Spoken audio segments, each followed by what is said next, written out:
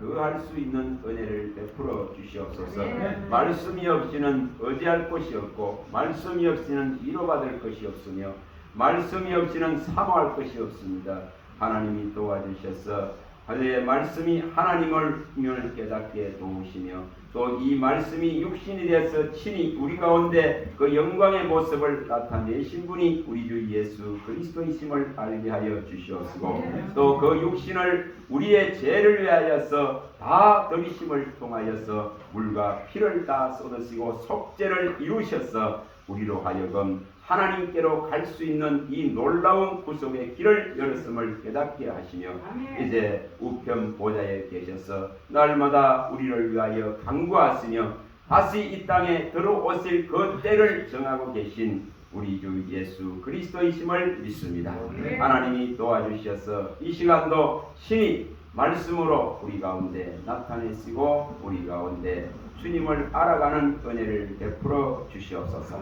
우리 주 예수 그리스도 이름으로 감사하며 기도합니다. 아멘. 오늘은 이 시간이 이렇게 한 40분씩 나눠가지고 대단히 정언을 하겠습니다. 정언을 하면서 여기에 말씀대로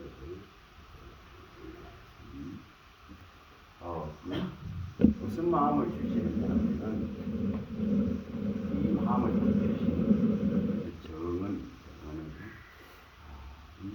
그러면서 이런 마음이 들어왔습니다. 여러분 우리 욥기서에 나오는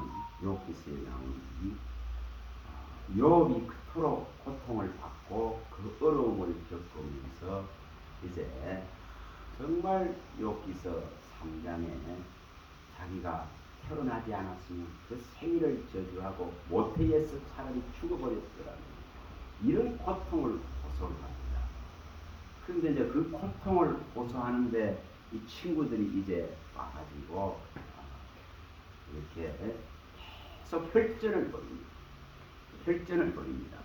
그것이 무려 37장까지 계속됩니다. 37장까지. 이 3장부터 해서 이제 37장까지 계속됩니다. 1, 2장에서는 왜 이 일이 일어났는지 이것을 밝혀놓고 이제 그 고통 속에서 친구들과 혈전하는 장면들이 37장까지 나옵니다. 그리고 38장부터 41장까지 이렇게 하나님이 탁 나타나가지고 이제 이 모든 걸 종식시킵니다. 인간의 그 수많은 언어와 수많은 말들을 다 뭐 해버립니까? 무력화시켜버립니다. 그래서 결국은 욥이 42장에 항복을 쓰는 우리는 수많은 말들 때문에 이래 얽히고 설키고 또 고여집니다. 그런데 정말 그 장면들을 보면 인간의 말들, 인간의 그러니까 생각과 마음으로부터 나오는 이 말이라는 것이 얼마나 하나님 앞에서는 이게 참 뭐라 그래야겠습니까? 얼마나 교만한지 사실. 그래서 참 선생되는 거 참 두려운 거예요. 선생되는 거 두려운 겁니다. 두려운 겁니다. 그래서 우리는 말로 다 얽혀집니다. 그래서 이것은 반드시 하나님께로 가야 그 사람과 사람 사이에 말로 인해서 생겨나고 생각으로 인해서 사람의 마음으로서 생겨나서 묶여져 있던 것들을 하나님이 와서 교통정리를 쫙 해주지 않으면 정말 정리되기가 어렵습니다. 어렵습니다. 성경에 이렇게 말하죠. 시편 73편 9절에 보면은 입은 하나님께 주고 혀는 뭐 안 닿겠습니까? 혀는 계속 돌아다닌다 했습니다. 입은 여기 하나님 앞에 다 놔놓고 혀는 계속 돌아다니면서 금담하고 이 쓸데없는 것을 표현하고 표출합니다. 그래서 우리가 이 욥 기세를 이렇게 잘 보시면은 정말 인간의 말이 얼마나 무용합니까? 인간이 가지고 있는 그 지혜의 한계를 말합니다. 그렇지 지혜롭다고 말을 하지만은 하나님 앞에서는 가장 인간의 지혜로운 것이 가장 하나님 앞에서는 미련하다 그런 것을 깨닫게 됩니다. 가장 미련하다 그런 것을 깨닫게 됩니다. 우리가 고린도전서의 3장 18절에서 20절에 밝히듯이 인간의 정말 지혜로운 것, 인간이 뭐 지식이 높다 하는 것, 인간이 명철하다 하는 것, 이러한 모든 것들이 하나님 앞에서는 가장 미련하다 하는 것을 보여주는 사건이라고 보시면 됩니다. 그래서 여기서 이렇게 오늘 그런 마음을 주시는 거예요. 정인으로서 말하기는 이런 마음을 주셔서 참 이것이 쉽지는 않습니다.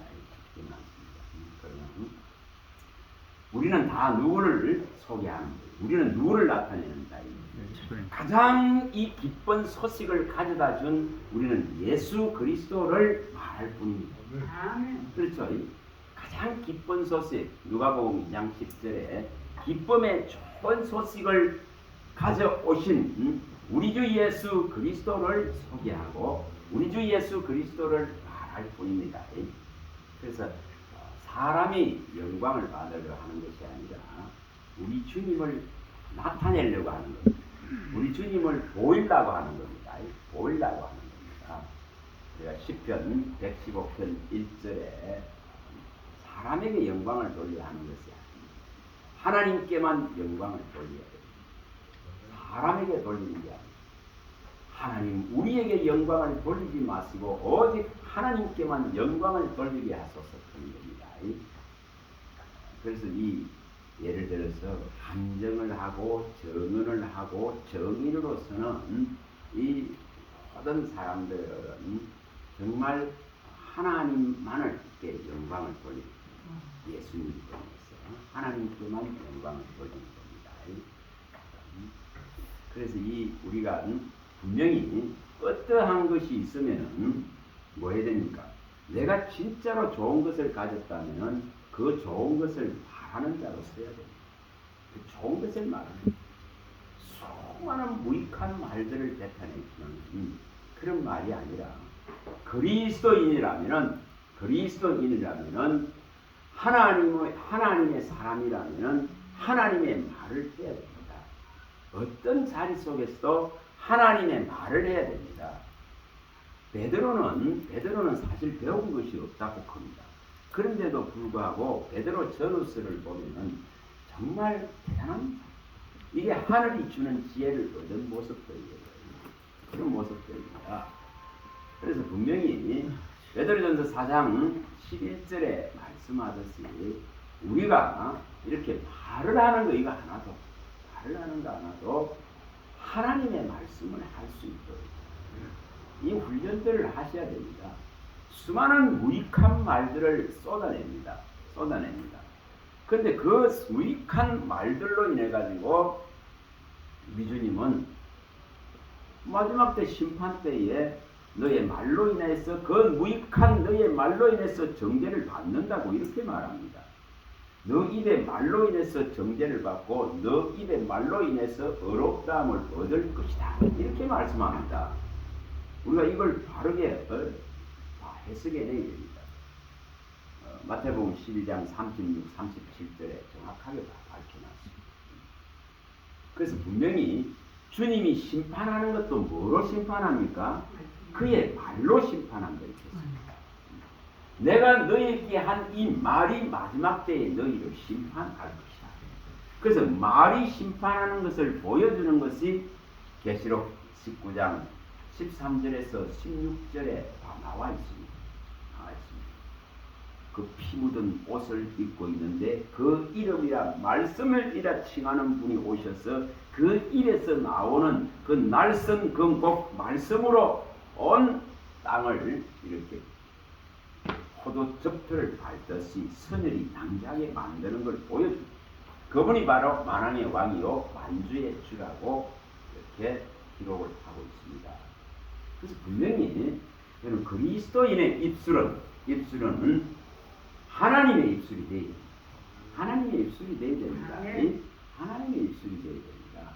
그래서 너희가 말을 하려거든 하나님의 말씀을 하는 같이 하고 너희가 봉사하라거든 하나님이 공급하는 힘으로 하라고 이렇게 베드로전서 4장 11절에 밝히고 있습니다.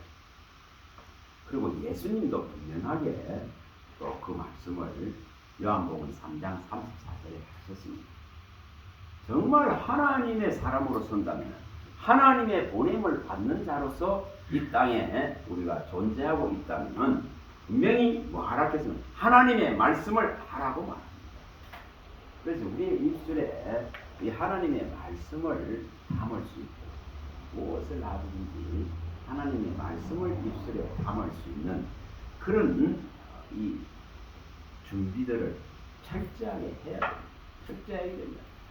그래야 가장 부패한 것을 일시 마음이 잡혔고 이 마음에서 나오는 것이 전부 입으로 나오기 때문에 이 입을 통제할 수 있어야 됩니다. 입을 굴레 씌울 수 있어야 된다 이 말입니다. 그래야 온몸을 제어할 수 있단 말이에요. 온몸을 불의의 무기로 내어주지 아니하고 불의의 무기로서 그 죄의 지체에 내어주지 아니하고 이것을 의의 무기로서 하나님의 이 열매를 맺는 생명의 열매를 맺는 데에 사용되어질 수 있다 이 말입니다. 그래서 야고보서 우리가 3장 2절에 말씀하듯이 이 입술을 통제해야 됩니다. 입술에 재갈을 물릴 수 있어야 됩니다. 그래야만이 그는 온전한 자가 되겠습니다.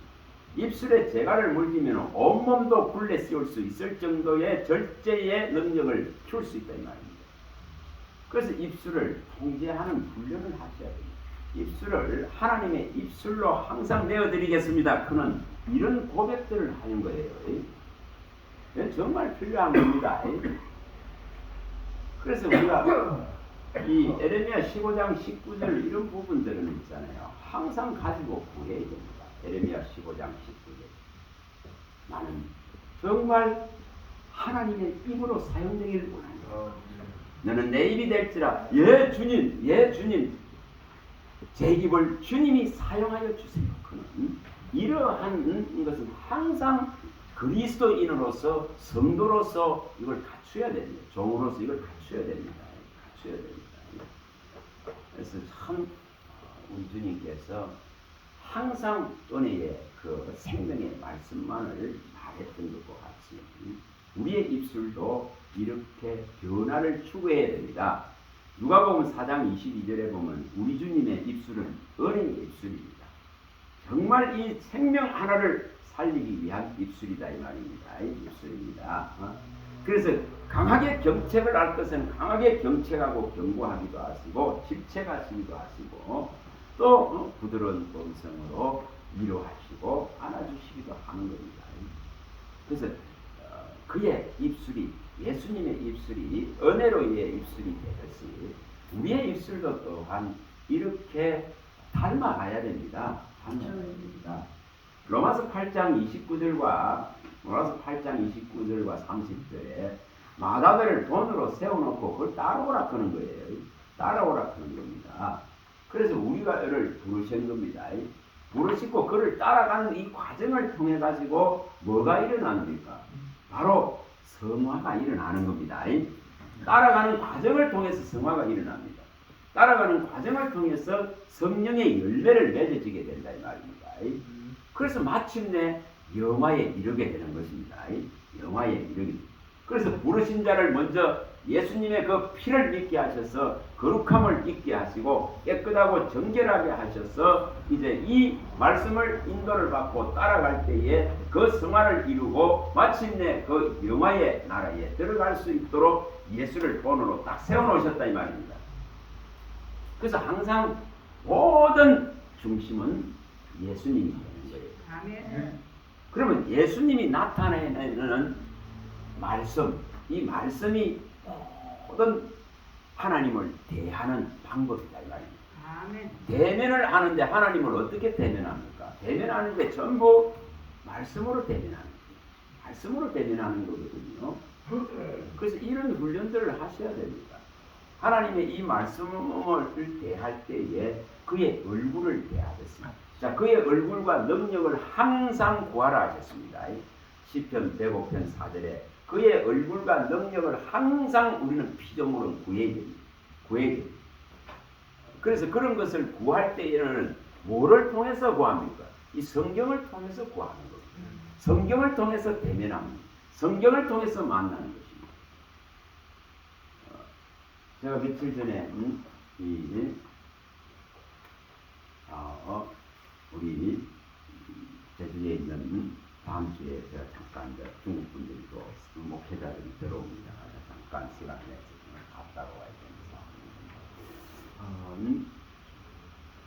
선교사님이 저에게 이 기도를 위해서 기도했다 하는 내용을 또 며칠 전에 보내왔어요. 그러면서 오직 있잖아요. 오직 이 진리의 복음만을 전파하라. 이 진리의 복음만을 붙들고 이것을 전파하라. 나의 생명이 드린다 그는 그 찬송가에 나오는 213장 찬송가의 3절 9절을 떠나십니다. 3절. 그 3절 9절이 진리의 이 말씀만을 전파하는 이 진리의 복음만을 이 구원의 복음만을 전파하는 자가 있어라. 거기에 다른 어떤 것도 섞지 말라. 섞지 말라. 아직 이거 하나만 붙들고 가. 그걸 보내 말씀 그까지 얘기해갖고 보내놨어요. 그래서 제가 그 찬송에 나와 있는 구절을 보고 또 134장에 있는 찬송을 갖다가 나 꿈속을 내다닐 때 정말 저는 그랬거든요. 근데 네 죄를 사했다 그는 그 하나에 깨어났기 때문에 그 찬송 구절에 또 그걸 다 있더라. 그걸 보내보셨더라. 이 찬송가 134장에 있는 이 부분과 213장을 보내보시면서 정말 제사함을 받은 자라면은 진리를 딱 들고 이 진리의 검을 날카롭게 해서 오직 이 진리만을 전파하라는 것입니다. 우리가 고린도전서 2장 2절에 이 바울이 그리스도와 십자가 외에는 알지 않는다. 그리스도와 십자가 외에는 내가 다른 어떤 것도 알기를 원치 않는다. 이 그리스도와 십자가만을 알기를 원한다. 이런 중심을 말하는 거예요. 중심을 말하는 거예요. 그래서 그런 중심을 가지고 끝까지 기쁨으로 그의 힘과 능력으로 참고 견디면서 이 일을 하라. 고레스 1장 11절. 그의 힘에 그 능력을 힘입어서 기쁜 마음으로 참고 견디며 일을 해나가야 된다는 것입니다. 일을 해나가야 된다는 것입니다. 그래서 그런 말씀들을 보내왔어요. 또 이렇게 신명기 22장 10절과 11절 그 9절부터 11절에 나오는 말씀인데 뭐냐면 포도를 심었단 말입니다. 작물을 심을 때에 포도를 심으면은 포도나무를 심으면 거기에 옆에다가 다른 나무를 절대 같이 끼얹어 심지 말아요. 심지 말아요. 그러면 이 두 개가 섞여져서 제대로 된 열매를 못 맺는다는 것입니다. 또 이렇게 말씀합니다. 그 9절에 신명기 22장 19절에서 11절 보면 10절에는 또 뭐라고 말씀하시냐면 정말 하나님은 이 소와 낙이 있잖아요. 낙이 밭을 갈면에 이스라엘은 소를 이렇게 몇 마리씩 이렇게 같이 묶어가지고 밭을 갈잖아요. 결이 그렇게 하는데 절대 소와 나귀를 같이 이렇게 결의해서 갈지 말아요. 우리 생각에는 그래 해도 되겠죠. 근데 하나님은 이처럼 이런 것을 말씀하시면 절대 썩지 말라 했다. 또 이렇게 말씀합니다. 양털로 옷을 해 입는단 말이에요. 그럼 양털만 하나만 되는데 거기에 배를 썩는다. 이거 하지 마라. 이렇게 말씀합니다. 참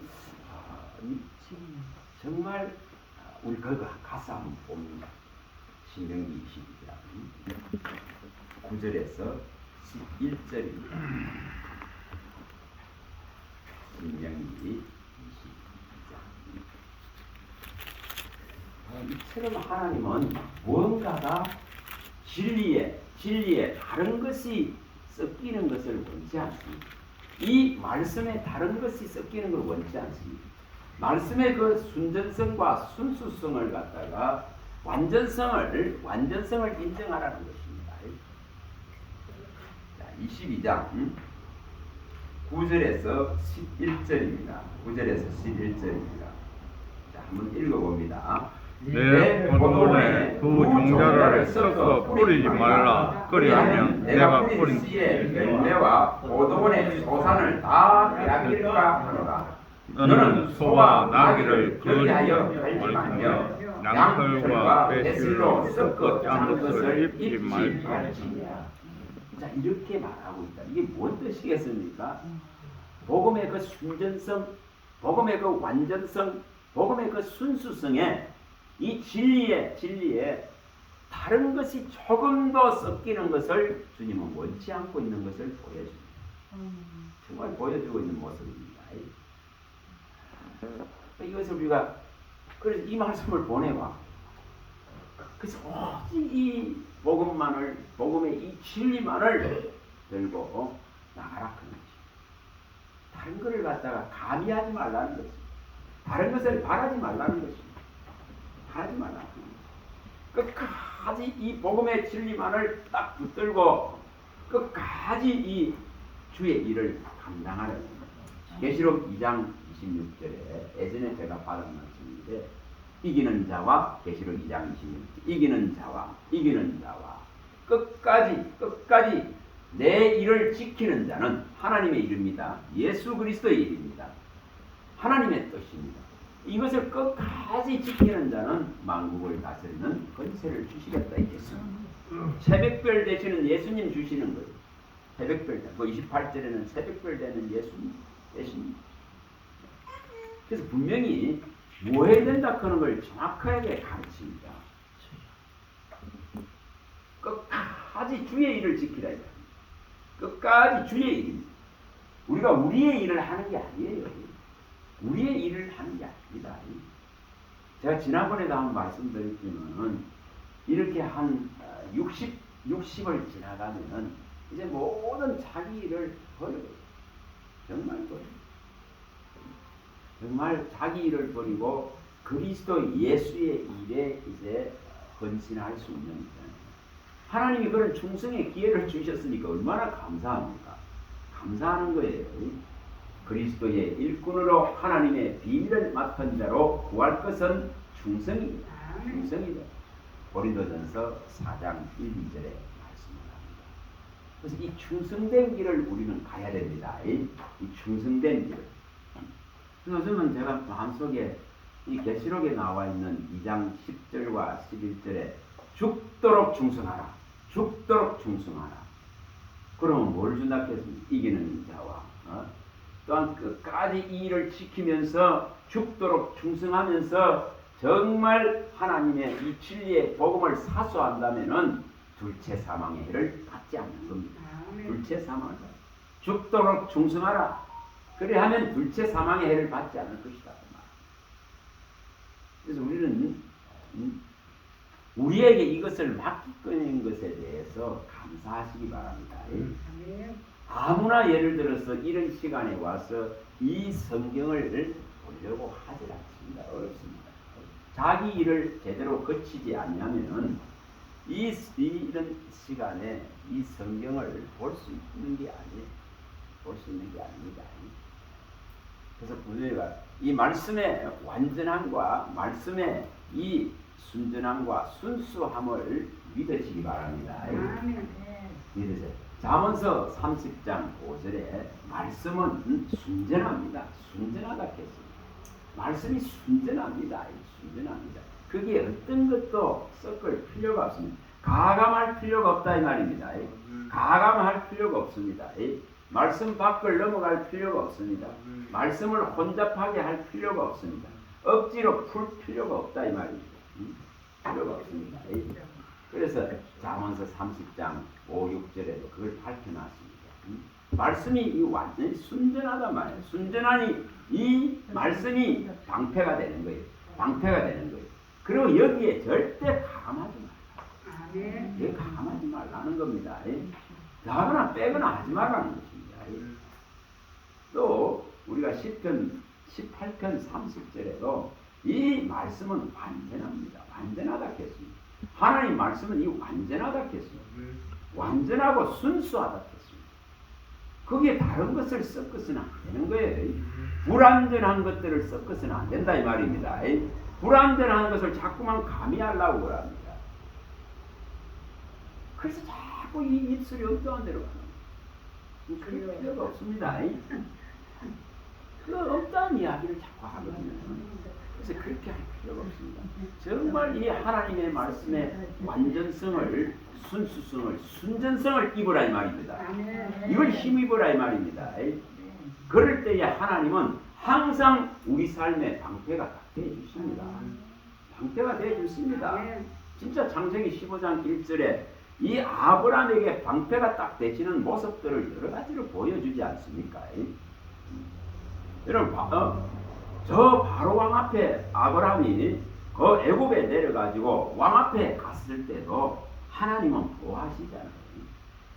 아내를 유일하고 속이기까지 하면서 그 위기를 모면해 보려고 하지만은 하나님이 개입되지 아니하면은 위기를 모면할 수가 없습니다. 하나님이 방패가 되지 아니하시면은 당할 수밖에 없습니다. 그걸 철저하게 보여주지 않습니까? 보여주십니다. 분명히 보여줍니다. 또한 롯을 구하러 갈 때도 하나님이 방패가 되었기 때문에 하나님이 앞서가서 싸우셨기 때문에 그 연합군 왕들을 갖다가 이기고 돌아올 수 있습니다. 모든 이런 것을 찾아서 올 수가 있는 거예요. 그런 걸 철저하게 보여주지 않습니까? 우리 삶에 분명히 하나님이 나의 싸움의 주인이신 것을 믿으시기 바랍니다. 우리가 우리의 싸움을 싸우려고 하면 힘들어요. 너무 힘들어요. 근데 그걸 놓아버리고 나면 있잖아요. 얼마나 편한지 있잖아요. 편한지. 정말 그렇거든요. 제가 이걸 깨닫고 여기까지 오기까지 얼마만 하는 어려움들을 겪었겠습니다. 근데 이제는 손에 다 나와버리니까 걱정과 이러면은 정말 찾아볼래 해도 없는 것 같아요. 그 얼마나 감사합니까?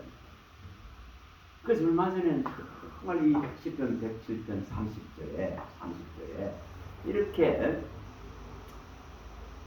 그 시편 107편에 나오는 그 내용 중에 정말 하나님이 광풍을 일으키잖아요.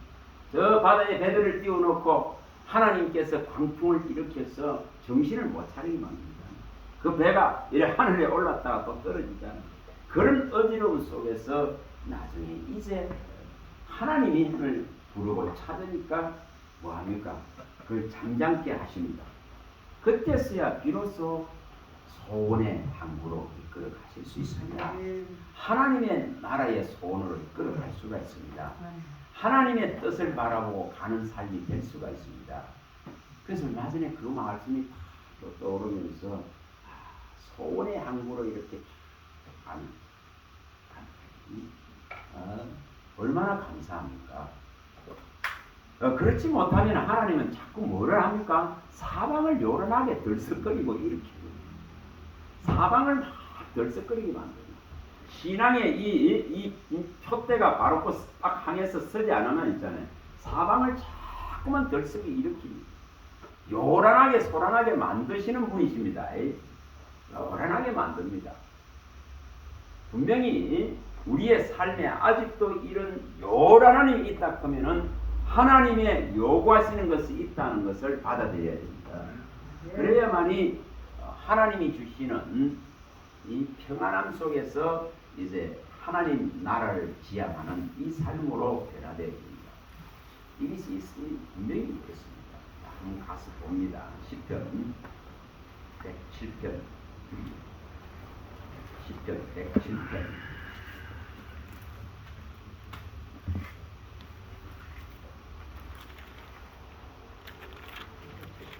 25절부터 한번 읽어봅니다.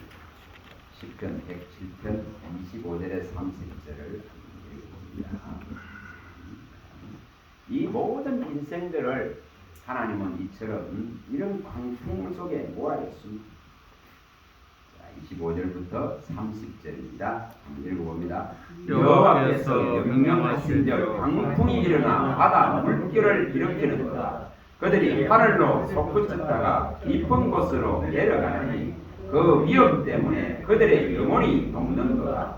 그들이 이리저리 부르며 취한 자같이 비틀거리니 그들의 모든 지각이 혼돈 속에 빠지는도다. 이에 그들이 그들의 고통 때문에 여호와께 부르짖으며 그가 그들의 고통에서 그들을 인도하여 내시고 광풍을 고요하게 하사 물결도 잔잔하게 하시는도다. 그들이 평안함으로 말미암아 기뻐하는 중에 여호와께서 그들이 바라는 항구로 인도하시는 도다. 정말 평온케 하셔서 하나님의 나라를 나라의 그 소망을 강렬하게 우리에게 가르치시는 것입니다. 그때에 이것만 바라보이는 것입니다. 그때에는 가는 그런 걸음이 있잖아요. 편하게 갈 수밖에 없습니다. 평안하게 갈 수밖에 없습니다. 정말 갈라디아서 6장 17절이 일어나 버리면은 세상이 괴롭게 할 수가 없어요. 할 수가 없습니다. 세상에 대해서 못 바뀌어 버리는 거예요.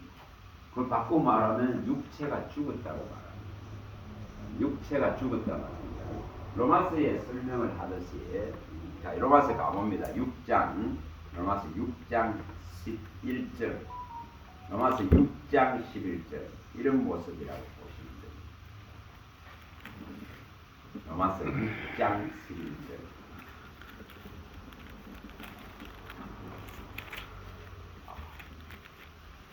이렇게 되어지니까 바울 사도는 어떤 어려움들도 그를 괴롭게 하지 못하는 6장 11절 읽어봅니다.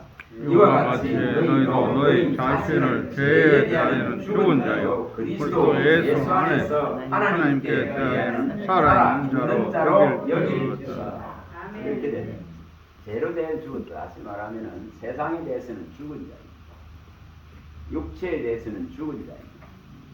그리스도와 함께 그 육체가 십자가에 못 박혀서 장사가 되었다 있겠습니다. 내가 그리스도와 함께 십자가에 못 박혀서 죽었다 있겠습니다. 그러면 세상은 건드릴 수 있는 정말 방법을 상실해버린다 이 말입니다. 마귀가 쓸 수 있는 방법이 상실된다 이 말입니다. 어떤 그가 수단도 부릴 수가 없습니다. 부릴 수가 없습니다. 그래서 분명히 우리는 육체에 대해서 세상에 대해서 죄에 대해서는 죽은 자가 되어 있습니다. 죽은 자가 되어야 됩니다. 그런데 우리 주 예수 그리스도로 말미암아 이제 그의 부활하심의 이 소망을 가지고 우리는 하나님께 대해서는 살아있는 자로 써야 됩니다. 살아있는 자로 써야 됩니다. 누가복음 20장 38절에 말씀하듯이 또 마태복음 22장 32절에 말씀하듯이 사는 자의 대열에 써야 됩니다. 단자의 대열에 써야 됩니다. 하나님께로 감으로 말미암아 살아있는 자가 되어야 됩니다. 죽어도 살겠고 그래서 아브라함과 이삭과 야곱은 죽은 자가 아닙니다. 그들은 지금 하나님과 함께 살고 있는 거예요. 살고 있는 산자에 대해서 하나님께 간 자는 살아있는 겁니다. 살아있는 겁니다. 이게 산자의 대열에 서야 되는 것입니다. 자, 갈라디아서 6장 17절도 가봅니다. 갈라디아서 6장 17절 이런 일이 일어나야 소원의 항구 다시 말해 영혼의 다시 되신 우리 주 예수 그리스도의 이루어놓으신 그 구원이 구원을 방해서만 가는 겁니다. 6장 17절입니다. 17절 읽어봅니다. 이후로는 누구든지 나를 괴롭게 하지 말라. 내가 내 몸에 예수의 흔적을 지니고 있노라. 그러니까 분명히 세상에 있는 어떤 것들도 괴롭게 할 수가 없습니다. 육체가 못 박혀버리고 세상에 대해서 못 박혀버리고 죄에 대해서 죽어버린 자는 괴로움을 당하게 할 수가 없습니다. 할 수가 없습니다. 그래서 이처럼 예수의 흔적이 명확하다면은 그의 의가 들어와서 온전히 그의 의로 채워져 있다 하면은 죄가 가지고 되는 이 불법적이고 거짓적인 것들이 우리를 괴롭게 할 수 없다 이 말입니다. 괴롭게 할 수 없습니다. 예수의 의로 채워져 있다면, 예수의 은혜와 진리로 채워져 있다면은 분명히 하나님의 그 말씀으로 채워져 있다면은 우리는 이 사탄이 헐 던지는 그 밑밥 같은 것에 걸리지 않습니다. 걸리지 않습니다. 얼마나 밑밥을 던집니까? 얼마나 낚시 바늘에 끼우듯이 끼웠어. 또 낚시할 때 밑밥 던지 놓는가? 좋은 것을 거기에 끼워서 유혹을 합니다. 전도서 9장 12절에 말씀하시는 대로 정말 우리가 알지 못하는 때에 거물에 걸립니다. 물고기가 뭐 알고 걸리겠습니까? 알지 못하는 때에 거물에 걸리는 것입니다. 새가 알지 못하는 때에 올무에 걸립니다. 올무에 걸립니다. 전도서 9장 12절. 그러한 것을 피하려 그러면은 이처럼 광풍이 이제는 끝나야 됩니다. 광풍이 끝나야 된단 말입니다. 광풍을 일으키는 것은 하나님을 알게 하시기 위한 하나님의 괴롭게 하심의 성실이단 말입니다. 구원을 이루어가기 위한 그분의 성실이다 이 말입니다. 그런데 그런 성실이 이런 하나님 편에서의 그 성실이 내게 괴롭게 하는 거로 계속 되어져서는 안 된다 이 말입니다. 안 된다 이 말입니다. 이런 광풍이 잠재워져야 됩니다. 잠재워져야 됩니다. 저는 돌이켜 보니까 이 말씀이 그대로 받아들입니다. 그대로 받아들이는 겁니다. 여러분 예수님을 아는 이 진짜로 아는 그 과정은 정말 뭐라고 할까요? 뭐라고 표현해야 됩니까? 진짜 이 광풍에 들어앉아 있는 모습과 같습니다. 그걸 30년을 지내요. 17살 때부터 30년을 지내왔어요. 그래 얼마나 이 예수라 큰 한 분에게로 가기 위해서 버려야 될 것들을 못 버려지기 때문에 하나님은 버리는 작업을 그 수십 년 시간 동안 하고 계시더라 이 말입니다. 버려야 될 것을 못 버리면 있지 않습니까? 아무리 배워본들 예수를 정말 아는 진리의 지식에 하늘의 지식에는 도달하지 못합니다. 분명히 잠언서 1장 7절이나 잠언서 9장 10절에 말씀한 것 같이 하나님을 경외하는 것이 모든 지혜와 지식과 명철의 다 근본입니다. 하나님을 아는 것이 지혜와 지식과 명철입니다. 그런데 이것을 갖다가 인간의 스스로는 알 수 없기 때문에 하나님은 광풍을 일으키는 것입니다. 우리를 괴롭게 한다 이 말입니다. 괴롭게 한다. 괴롭게 하는 것이 하나님 편에서 볼 때는 우리를 향한 사랑이고 우리를 향한 성실하심이고 열심하심이다 이 말입니다. 열심하심이다 이 말입니다. 그래서 그의 열심이 구원해 가는 겁니다. 이사야 9장 7절에 그의 열심이 구원해 가는 것입니다. 그의 열심을 볼 때에 이제 우리는 부끄러워지는 거예요. 부끄러워지는 겁니다. 그가 행한 이 열심의 구원을 볼 때에 너무너무 부끄러워지는 거예요. 너무 부끄러워져서 이제 우리의 육체의 삶을 버린단 말이에요. 그런 것이 이사야 26장 11, 12절에도 말씀하고 이사야 26장에도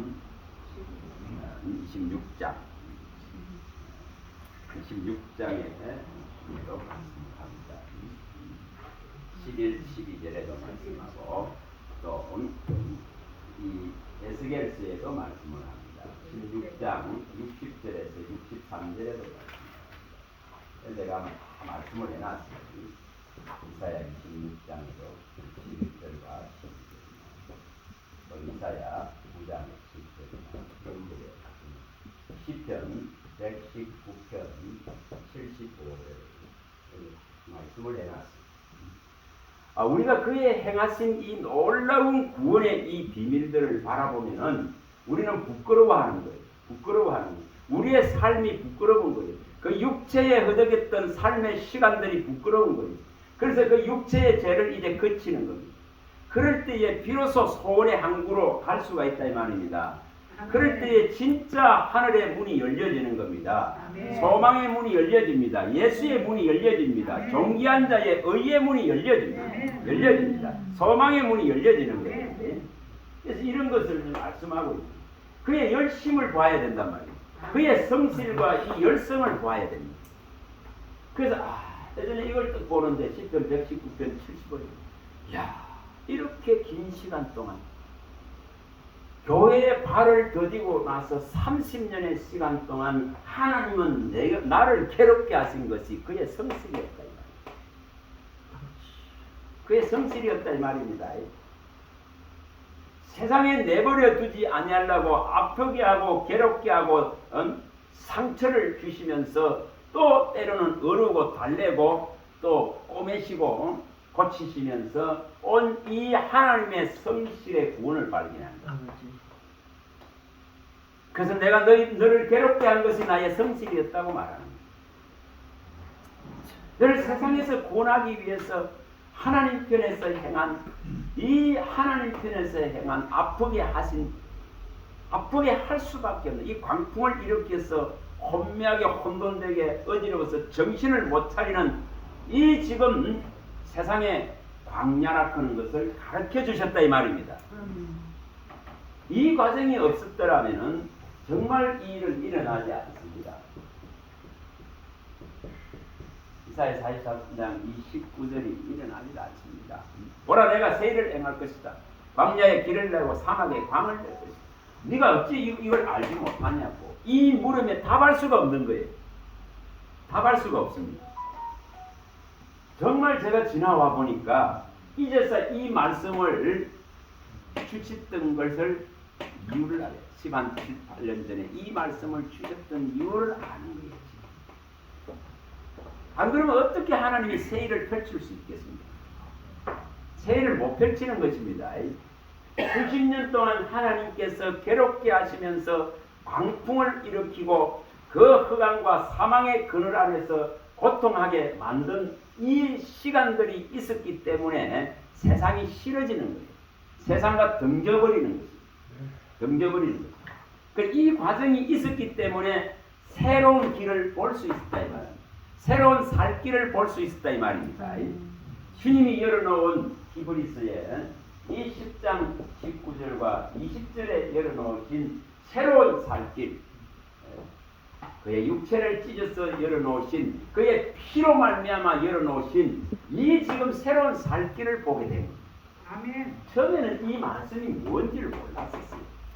진짜 이사야 43장 19절에 네가 이걸 어찌 알지 못하느냐고 광야에 길을 내고 사막에 강을 낼 것이라고 익힌 것을 말씀을 주셨을 때에 한 18년 전인가 주셨을 때에 이걸 몰랐습니다. 무슨 뜻인지는 몰랐었습니다. 근데 이제는 아닙니다. 이제는 아닙니다. 그 광풍들을 잠재우시고 이제는 이 길을 보여셨기 때문에 이 새로운 살 길을 봐한 겁니다. 이 거룩한 길을 봐한 겁니다. 이 진리의 길을 봐한 것입니다. 그래서 이런 과정이 없이는 우리가 정말 예수님의 길을 보기가 어렵습니다. 그래서 이렇게 하나님이 내 편에서 얼마나 열심히 하셨던가, 얼마나 나를 사랑하셨던가, 얼마나 나를 갖다가 안고 업고 이렇게 품으면서 오셨던가 그런 것을 보여주는 거예요. 보여주는 거예요. 그것을 발견할 때에 우리는 주님 앞에 부끄러워서 입을 다문다 이 말입니다. 입을 다문다 이 말입니다. 그래서 이런 과정들이 있더라 이 말입니다. 아멘. 정말 저와 여러분들에게 하나님의 그 성실하심, 그 열심하고 열성하심, 이것을 이렇게 우리의 인생 가운데서 이렇게 한번 돌아보죠. 얼마 전에 제가 그걸 돌아보게.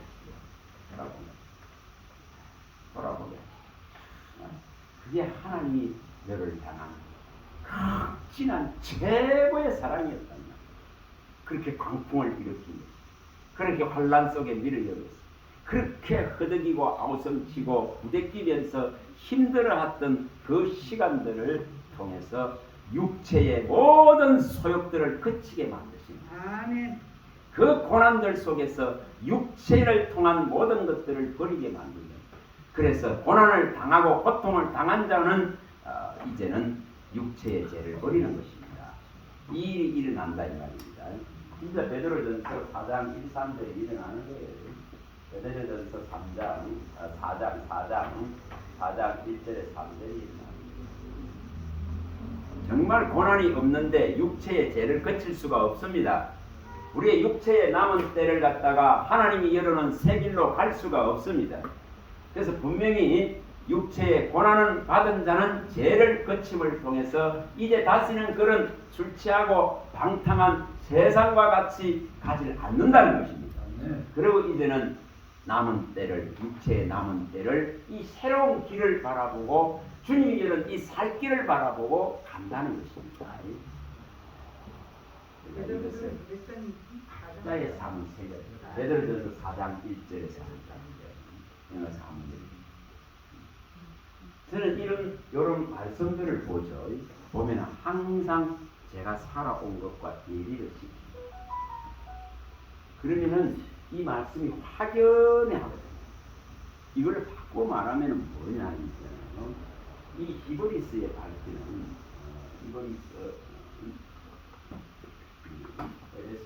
에베소스의 이 5장 8절에서 23절의 이 내용을 밝히실 때에 전에는 우리는 어둠이었다 했겠죠. 전에는 어둠이었습니다. 5장 8절에. 전에는 어둠이었습니다. 근데 이제는 주 안에서 보면 빛입니다. 빛입니다. 근데 이 빛으로 걸어가게 하는 방법이 뭐냐면 책망받는 그 모든 것의 빛으로 들어가서 드러내놔야 돼요. 드러내놔야 된다. 그러나 어둠에 있는 사람들은 빛으로 나오기를 거부하는 것은 이 빛으로 나오게 되면은 책망받는 자기의 죄악이 드러날까 싶어서 빛으로 오지 못한다고 예수님 밝혀놨습니다. 요한복음 3장 16절에 18절에 밝혀놨죠. 그러나 우리는 뭐 하느냐 하면은 끊임없이 책망받는 잘못된 것들을 이 빛으로 갖고 들어가는 거예요. 들어가는 거예요.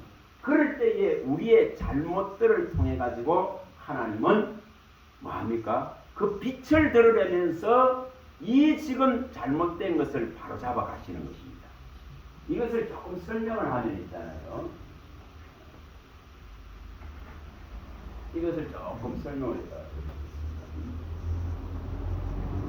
저는 이런 한 말씀이 제 삶에 일어난 것과 다 연결을 시켜서 봅니다. 그러면은 더 진하게, 더 감동적으로 해석이 되잖아요. 읽어지잖아요. 진짜 진리로 들어오고.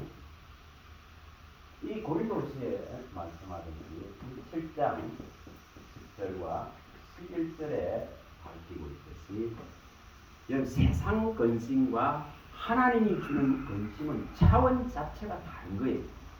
아멘. 세상 근심은 사망을 이룬다 했죠. 아멘. 세상 근심은 사망을 이룹니다. 인간이 씨름하는 건 거의 세상 근심을 갖고 씨름합니다. 아멘.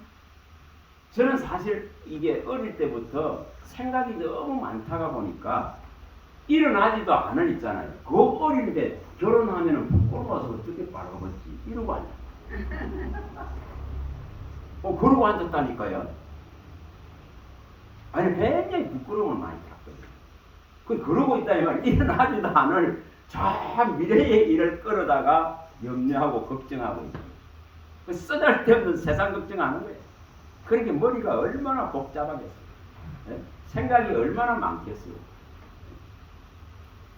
그게 밤에 학교 갔다 오면은 새벽이 되도록 A4 용지에다가 깨알같은 그것도 펜 글씨로 글을 쓰기 시작합니다. 시간을 그래서 하셨어요. 그 분량이 뭐 얼마나 많은지 그거를 있잖아요. 저 국민학교 왕 때부터 쓴 거 우리 마누라가 다 배웠고 다르지. 그때는 왜 내 인생을 태우느냐고 왜 내 지금 모든 걸 기록해놨 그 많은 걸 기록해놨는데 그게 왜 태우냐 계산인데 지금 생각하면 그 쓸데없는 인간의 쓸데없는 사상과 철학과 이념과 생각들이었더라 이 말입니다. 그거는 하나님 앞에 무용한 거예요. 무용한 거예요. 정말 무용합니다. 성경을 보면서 정말 무용하다.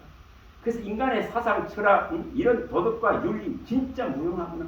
이거로서는 구원을 이룰 수가 없는 거예요. 이룰 수가 없는 거예요. 진짜 제가 골로새서 2장 3절이나 이 골로새서 2장 3절, 골로새 2장 8절이죠. 골로새 2장 20절과 22절을 보면서 정말 참 인간이